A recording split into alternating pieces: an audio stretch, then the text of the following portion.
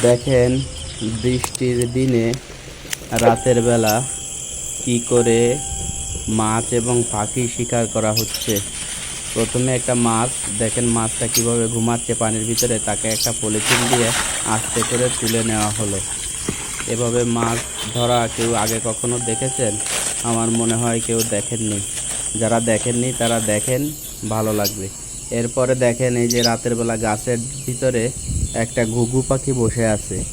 ঘুঘু পাখিটা বুঝতে পারছে না যে ওকে ধরছে, এই দেখেন টপ করে ওকে ধরে নিল। ধরে নিয়ে ওকে এবার এই যে হাত দিয়ে ধরতেছে। ধরার পরে এটাকে দেখেন সুন্দর একটা দেশি ঘুঘু।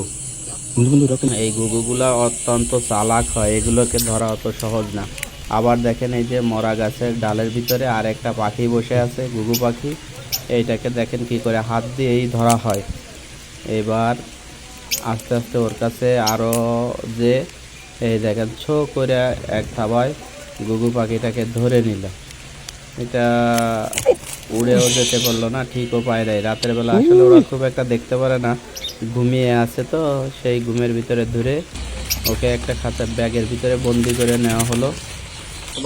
এরপরে দেখেন এই পাম্প গাছটার ভিতরে একটা কি বসে আছে, জিনিসটা আপনারা কেউ জানলে নাম জানাবেন। ওকে এই দেখেন কেমন দেখা যায় ওকে। এবার এই যে লাইট মেরে আর একটু ক্লিয়ার করে দেখা যাচ্ছে। এবার আস্তে করে হাত দিয়ে দেখেন ওকে কিভাবে ধরা হয়। এই দেখেন ওকে এবার ধরে টেনে তুলতেছে আস্তে আস্তে করে।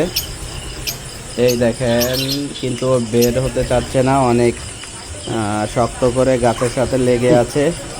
আস্তে আস্তে করে ওকে টেনে বের করার চেষ্টা হচ্ছে, কিন্তু ও না বের হওয়ার জন্য অনেক চেষ্টা করতেছে। তারপরও নাছোড়বান্দার মতো ওকে টেনে হিঁচড়ে গাছ থেকে বের করে নিয়ে আসা হলো। এটাকে ধরতে অনেক কষ্ট হয়েছে, তারপরেও শেষ পর্যন্ত দেখেন ওকে ধরে বের করা হয়েছে। কেমন হলো ভিডিওটা সবাই জানাবেন।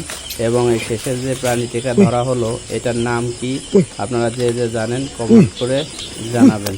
ধন্যবাদ সবাইকে দেখার জন্য, ভালো থাকবেন।